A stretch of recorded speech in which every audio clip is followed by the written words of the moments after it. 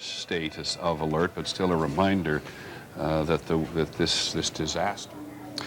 Good morning. This is Mark Allen live in the Channel 2 newsroom. We will keep the ABC coverage up for you here in the box next to me so you continue to watch events unfold in New York and Washington and elsewhere. But as you do, we want to interrupt here briefly just to bring you up to date with what is happening here in the Miami Valley. We're going to begin obviously at Wright-Patterson Air Force Base, the largest military installation in North America. Lots of concern, high alert there. Our Don Hammond live at Wright-Pat to bring us up to date. Don. Mark, you just heard Peter Jennings explaining what's going on across the country. It's happening right here, right now, Wright-Pat at Force Protection Condition Charlie. We're in front of gate 26C, where 2 military police vehicles just left this location after locking down the gate. A pretty popular place because a lot of people work here along the runways at Wright-Patterson Air Force Base. It's the old ThreatCon system, Force Protection Condition Charlie right now.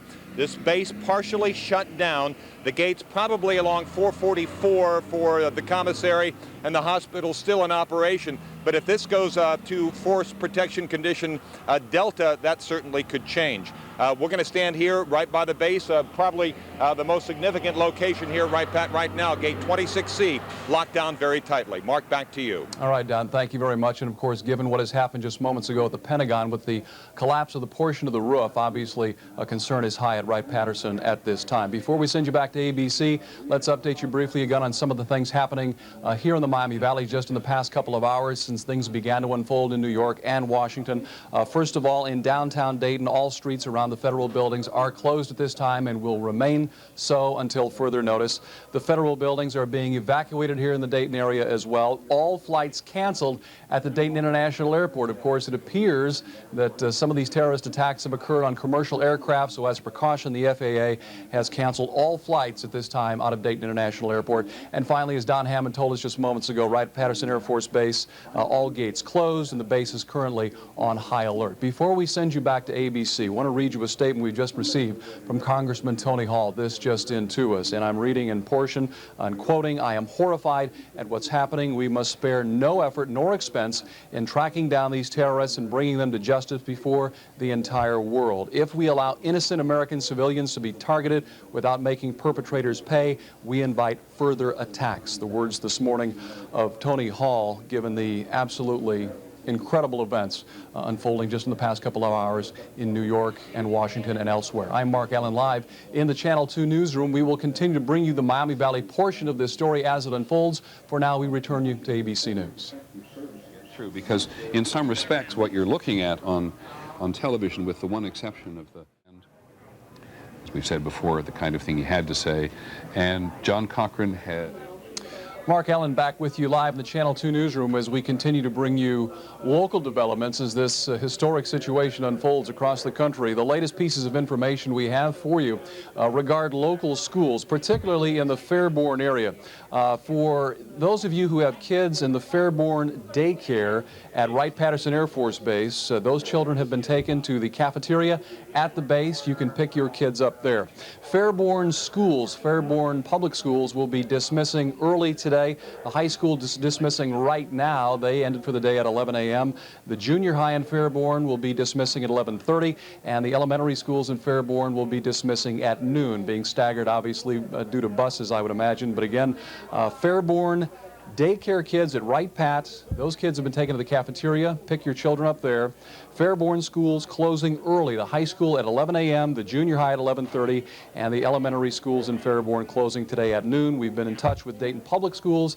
They tell us if you'd like to go and pick your kids up early, that would be perfectly fine with them. Mark Allen live in the Channel 2 newsroom. Back now to ABC. In Washington has led authorities to ask the political leadership in the Congress, we know at least in the Senate, this morning and made an emergency landing safely. There's probably one hugely relieved person. Good morning once again. Mark Allen live in the Channel 2 newsroom. We will again keep the ABC coverage for you up in the box, but we're cutting in here briefly to update you on the Miami Valley elements of this story, this major story, as it continues to unfold. We're going to begin, obviously, once again out at Wright-Patterson Air Force Base, the largest military installation in North America, where it is on high alert and under total lockdown at this hour. Our Don Hammond live at the base with new information. Don. Mark, I'm here at Route 235, the end of Medway Road. The first thing you'll notice as you drive by here is an armed military personnel. In fact, he has an M16 over his shoulder. I just found out that Wright Pat heightened their threat alert to Delta, that is Force Protection Condition Delta right now. Pretty important here at this Gate 26C, which is the final line of defense for the Wright Pat flight line, which are many tactical aircraft right now positioned on the runway. Keep in mind also, with this increased heightened state of alert, non-essential personnel are being let off the base. You can see cars leaving this gate right now, but the gate that allows entry is shut. Big sign says gate closed. Keep that in mind if you're heading down toward Wright Pat. A heightened alert to Force Protection Delta. Don Hammond live at Wright Pat, 2 News. All right, Don, thank you very much. Some other housekeeping to pass along. A number of Fairborn businesses are closing early today because employees must now leave to take care of their kids. If you missed it earlier, Fairborn schools dismissing early today as well. The high school at 11 a.m., the junior high at 11:30, and the elementary school at noon.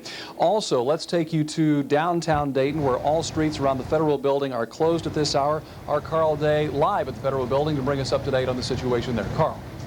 All right, here's the situation at downtown Dayton, the Federal Building, of course, right behind me. Now, let me show you. All of the streets surrounding this building have been blocked, and that means 2nd Street down by the City Building.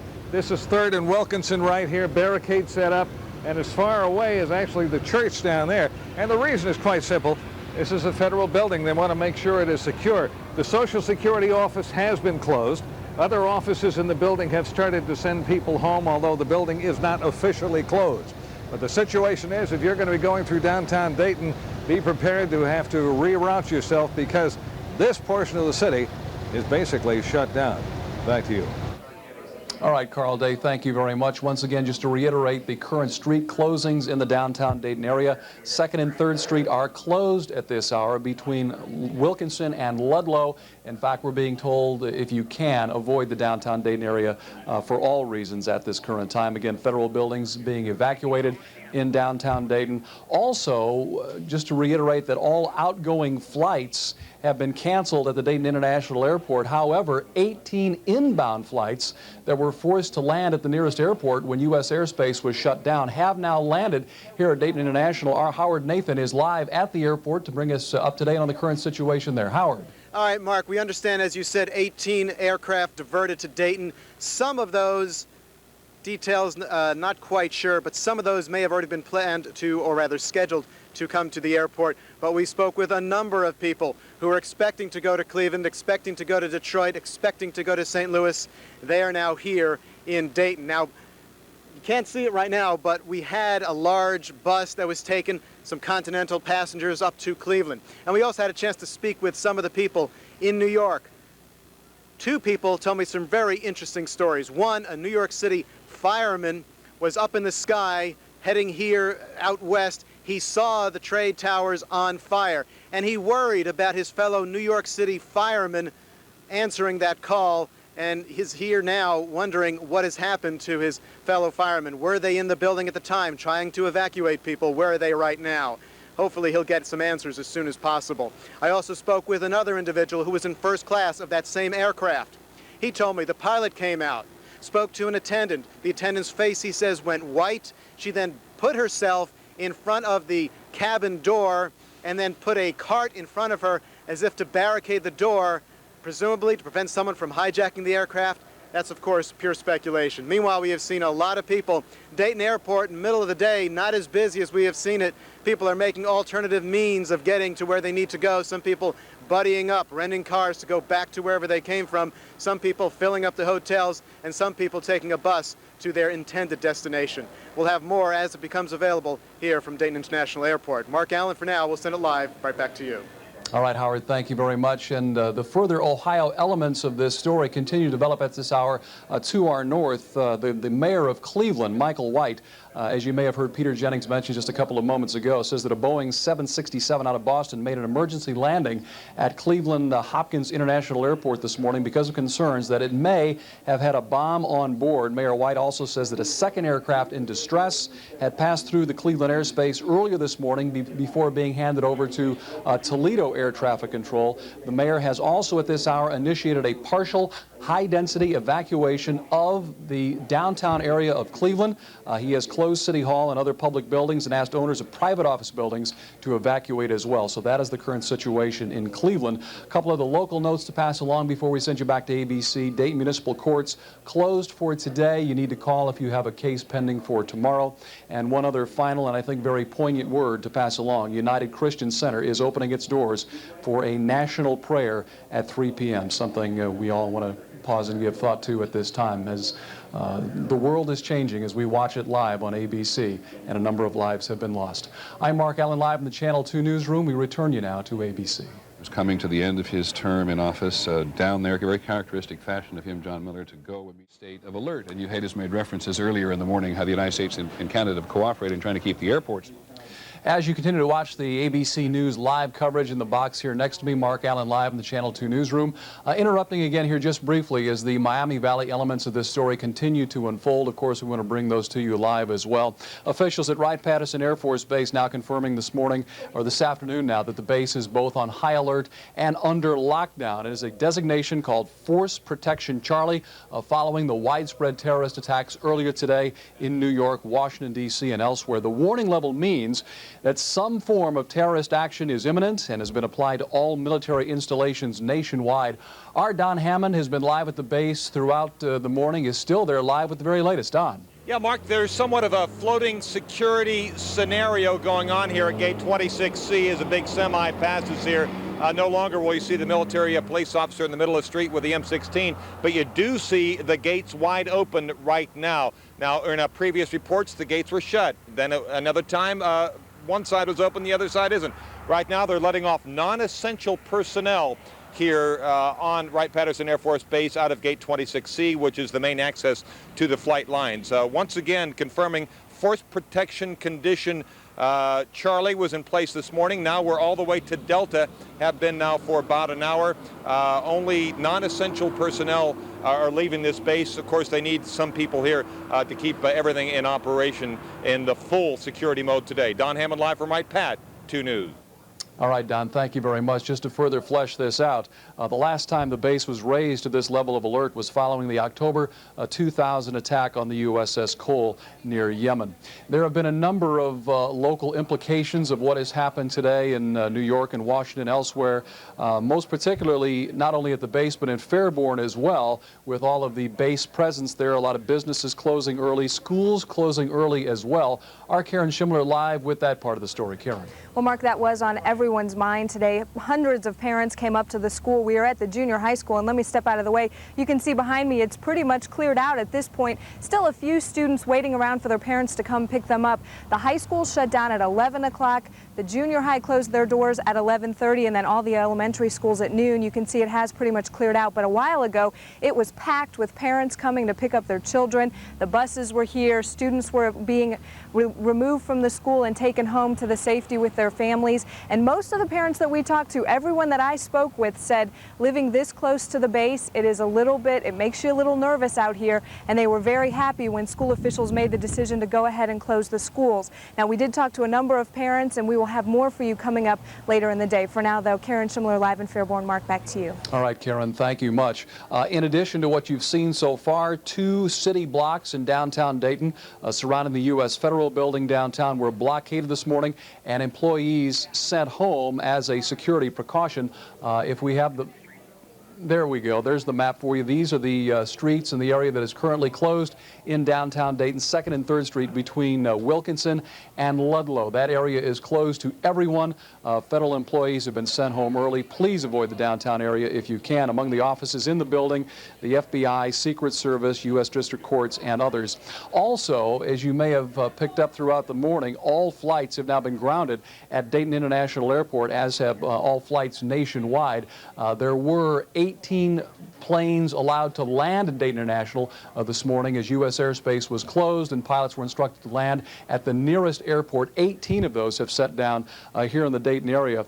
Our Howard Nathan is live at the airport. We cannot go to him, though, at this moment, and the reason is interesting, I think. That's why I passed it along. Howard and our live unit are being forced to move their location because at this moment, concrete barriers are being set up outside the terminal at Dayton International Airport just to further enhance the security there. So that is the reason we are not able to take you live to the airport right now, but be aware that that is happening right now at Dayton International Airport, and really you have no reason to go there because all flights in and out of Dayton International have been canceled at this time. We will continue to keep you further updated with other tidbits at the bottom of the screen. Stay with us here on 2 News. For now, back to ABC. Next to One World Trade Center, and then all of a sudden I heard rumbling and we all started running away from it. The glass. And we've also spoken with people who were on the 82nd and the 86th floor. So many people were evacuated, of course. And good afternoon, Mark Allen back with you live in the Channel 2 newsroom. Once again, we will keep the live ABC coverage for you up in the box here next to me. You can keep an eye on that as we continue to keep an eye on developments here in the Miami Valley. The latest of those occurring up at Dayton International Airport. As we have told you for the last several hours, all U.S. airspace has been closed in light of the terrorist events of this morning, and all flights grounded, all flights in and out of Dayton have been canceled, and extreme security measures in place there now as well. Our Howard Nathan live at the airport to bring us up to date. Howard. All right, Mark, before we do talk about those security measures, we have a fascinating bite that we have to play to you, something that hasn't been heard on network yet. We had a pilot who was taking off from John F. Kennedy Airport in New York with a wonderful pleasure trip to Hawaii. He saw an American Airlines aircraft flying erratically. And what he told me is that he had to take evasive maneuvers. Let's listen to what that pilot did. You dodged one of the aircraft that hit the tower? Well, he was up there whenever we were coming from New York, so what we had to do was, they were not talking to him, and he was changing his heading and his altitude, so they just cleared us to deviate however we had to stay away from him. We had him in sight, so it was a nice day in New York. We were out of the clouds, which helped a lot, so we just, dodged him, and then by the time we got here, they ordered us to land. That's right. Landing in Dayton, 18 airplanes, we believe, were diverted to Dayton International Airport. Sharon Sears, what kind of security measures, what has happened this morning in terms of flights diverted and then on to security? Howard, at this time, we have quickly made several security changes here at Dayton International. We have currently closed the inner lanes here in front of the terminal building. We are removing all of the garbage cans here in the front of the building. Why is that? Just as a security precaution. That way nothing can be placed in them that wouldn't be seen. Like a bomb, perhaps? Exactly. We don't like to say that word here at the airport, but exactly. So we have removed those. We have also closed our checkpoint to all people, regardless if they're ticketed or not, just airline employees and airport employees with airport-issued ID. And you put concrete barricades? Yes, we are putting barricades here in front of the building to keep all vehicles away from the building. Any idea how long these measures will last? No, not at this time. We will just have to wait and see what the FAA recommends we do. Okay, what's the latest tally of the number of aircraft which have been diverted to Dayton? We were expecting 18, and I believe we're nearing that now. Okay, thank you very much, and we'll have more as the day unfolds. That's the story from Dayton International Airport. Reporting live, Howard Nathan, 2 News. Back to you, Mark. All right, Howard, thank you very much. Fascinating interview with that pilot. And it will be interesting as this story plays out over the next several days to learn whether at the moment that those planes impacted their targets, whether the actual airline crews were still in control of those aircraft or whether the planes had been commandeered by the terrorists. Hopefully we'll get those answers somewhere down the road. Also, events unfolding in downtown Dayton. All streets around the federal building closed, and the federal buildings themselves have been evacuated. All essential, non-essential personnel sent home for the day. Our Carl Day still live downtown with new elements from there. Carl. All right, let me bring you up to speed a little bit, Mark. As you can follow me, sir, you can see the streets are still blocked here around the federal building. A lot of the downtown area, if you're coming through, you can get through, but the street is going to be blocked off, and you're going to be. Too many minutes ago, I headed down with Mayor Mike Turner of the city of Dayton, and I asked him, with all of this precaution, what all is the city doing at this point? And he told me. At this point, what's being done for the city? All of our safety forces are on alert. We have closed the streets around the government buildings. The airport, both South and the international airport, are being shut down, and people are being removed from the airport. We're in touch with the FBI, and additional security is being placed around the federal building. We've also been in touch with Wright Pat in assistance of their process of going on high alert. And this is obviously a hostile act against the United States, and it's clearly requires that we rethink the way that we protect our cities. Now, that was just one statement. We've got some more we'll be talking about throughout the afternoon. I asked the mayor how long he thought all of this was going to take place in Dayton, and that's a big unanswered question because this may not be over yet. That's the scariest part of all of this. But, Mark, the situation downtown, it's almost like a command center here with spokes going out to all of the agencies. They have called in all of the emergency forces. Everybody who is needed is called in. It's everybody at their desk, ready just in case. Mark, back to you. All right, Carl, thank you very much. Let's look at that map one more time, basically where Carl just was, to remind you which streets are now closed to you in the downtown area. 2nd and 3rd Street between Wilkinson and Ludlow is the area affected. That is around the Federal Building downtown. Please avoid that area. There's really no business being conducted in downtown Dayton today of any consequence anyway. One other important piece of information to pass along, the other venue critically affected by this today in the Miami Valley, of course, Wright-Patterson Air Force Base, where all gates remain closed. The base remains on highest alert and total lockdown. So that is essentially the situation to this hour. We will be back in about 20 minutes to bring you more. In the meantime, keep an eye at the bottom of the screen. We'll keep you posted on closings and events affected by today's events. I'm Mark Allen, live. Back now to ABC. An alert. John, are you there? John McKenzie? John McWethy? John McWethy's here. Yeah, John, I'm sorry.